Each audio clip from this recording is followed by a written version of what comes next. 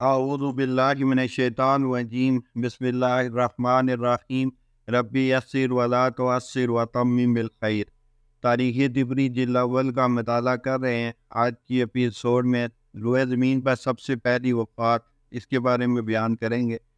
اس سے پہلے یہ قول گزرا کہ زمین میں سب سے پہلے آدم علیہ السلام کا انتقال ہوا، اور قرآن کریم میں سورہ مائدہ کی آیت 27 سے 31 کے مطابق آدم علیہ السلام کے جن دو بیٹوں اور ان میں سے ایک کے مقتول ہونے کا ذکر ہے، وہ آدم علیہ السلام کے صلبی بیٹے نہ تھے، بلکہ یہ قوم بنی اسرائیل میں سے تھے۔ لہذا پہلی وفات زمین پر آدم علیہ السلام کی ہوئی تھی، مگر ہم دلائل سے اس قول کو غلط ثابت کریں گے اور بتائیں گے کہ زمین پر آدم علیہ السلام سے پہلے بھی وفات ہوئی تھی۔ سمرہ بن جندب رضی اللہ عنہ سے مروی ہے کہ نبی صلی اللہ علیہ وسلم نے ارشاد فرمایا کہ حضرت حوا کا کوئی فرزند زندہ نہ رہتا تھا۔ انہوں نے نظر مانی کہ اگر ان کا بیٹا زندہ رہا تو اس کا نام عبد الحارث رکھیں گے۔ پس ان کا بیٹا ہوا اور زندہ رہا تو اس کا نام انہوں نے عبد الحارث رکھا، اور یہ اصل میں علقۂ شیطانی کی وجہ سے تھا۔ ابن عباس رضی اللہ عنہ سے مروی ہے کہ حضرت حوا سے آدم علیہ السلام کی جو اولاد ہوتی تو انہیں اللہ تعالیٰ کا عہد قرار دیا جاتا، اور ان کے نام عبداللہ، عبید اللہ وغیرہ رکھے جاتے، لیکن ان کی بول جلد وفات ہو جاتی۔ ابلیس لعین ان دونوں کے پاس آیا اور کہا کہ اگر تم ان بچوں کے نام اس کے علاوہ رکھو جو کہ اب رکھتے ہو تو یہ زندہ رہیں گے۔ اس کے بعد ایک لڑکا پیدا ہوا جس کا نام آدم و حوا نے عبد الحارث رکھا۔ قرآن کریم میں ارشاد ہے، وہ اللہ ہی ہے جس نے تمہیں ایک جان سے پیدا کیا اور اسی کی جن سے اس کا جوڑا بنایا تاکہ اس کے بعد سکون حاصل کرے۔ پھر جب مرد نے عورت کو ڈانٹ لیا تو اسے ایک خفیف سا حمل رہ گیا، جسے لیے وہ چلتی پھرتی رہی۔ پھر وہ بوجھل ہو گئی تو دونوں نے مل کر اللہ اپنے رب سے دعا کی کہ اگر تو نے ہم کو اچھا سا بچہ دیا تو ہم تیرے شکر گزار ہوں گے۔ مگر جب اللہ نے ان کو ایک صحیح و سالم بچہ دے دیا تو وہ اس کی بخشش و عنایت میں دوسروں کو اس کا شریک ٹھہرانے لگے۔ سورہ اعراف آیت نمبر 179 اور 190۔ سعید بن جبیر رضی اللہ عنہ سے اس آیت کی تفسیر میں مروی ہے کہ حضرت حوا جب پہلے بیٹے کے ساتھ حاملہ ہوئی اور انہوں نے بوجھ محسوس کیا، ابلیس لعین ان کے بعد آیا اور کہنے لگا، اے حوا، تمہارے پیٹ میں کیا ہے؟ انہوں نے کہا، مجھے کیا معلوم کون ہے؟ اس نے پوچھا، یہ کہاں سے نکلے گا، ناک سے یا کان سے؟ انہوں نے کہا، میں نہیں جانتی۔ ابلیس لعین نے کہا، اگر صحیح سلامت نکل آیا تو کیا تم میری بات مانو گی اور جو میں کہوں گا اس پر عمل کرو گی؟ حوا نے حامی بھر لی۔ ابلیس نے کہا کہ اس کا نام عبد الحارث رکھنا۔ ابلیس لعین کا اصل نام حارث تھا۔ حوا نے کہا، ٹھیک ہے۔ اس کے بعد انہوں نے حضرت آدم علیہ السلام سے اس کا تذکرہ کیا کہ میرے خواب میں کوئی آیا اور اس نے اس طرح کی باتیں کی۔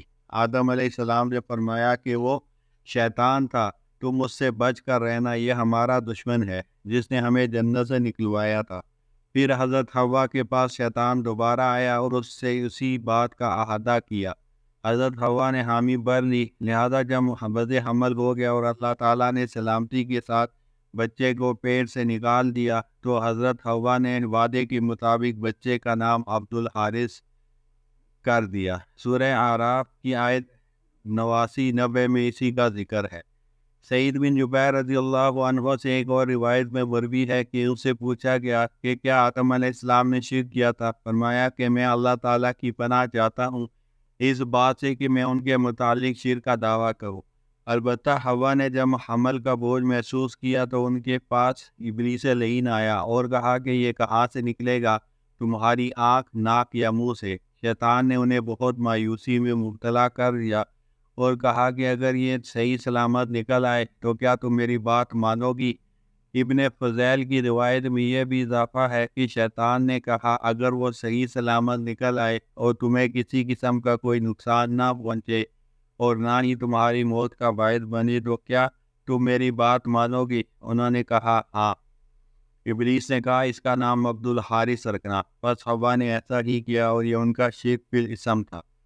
اور سدی سے مروی ہے کہ حضرت حوا کے ایک بیٹا ہوا، ان کے پاس شیطان آیا اور کہا کہ اس کا نام عبدی رکھو۔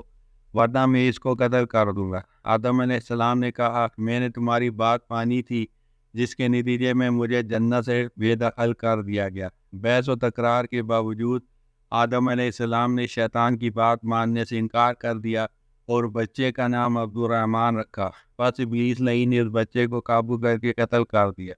پھر جب وہ دوسرا بچہ پیدا ہوا تو شیطان نے پھر اپنا مطالبہ دہرایا، مگر آدم نے اس مرتبہ بھی شیطان مردود کی بات ماننے سے انکار کر دیا اور نو مولود کا نام صالح رکھا۔ شیطان نے اس بچے کو بھی قتل کر دیا۔ اس کے بعد جب تیسرا بچہ پیدا ہوا تو شیطان نے کہا تم صرف اس صورت میں اپنے بچے مجھ سے بچا سکتے ہو کہ آئندہ ہونے والے بچے کا نام عبدالحارث، ابلیس کا پہلا نام حارث تھا۔ ابلیس تو مردود ہونے کے بعد نام دیا گیا، لہذا قرآن کریم میں اسی شرک فی الاسم کی طرف اشارہ ہے۔ سورہ اعراف آیت نمبر 199۔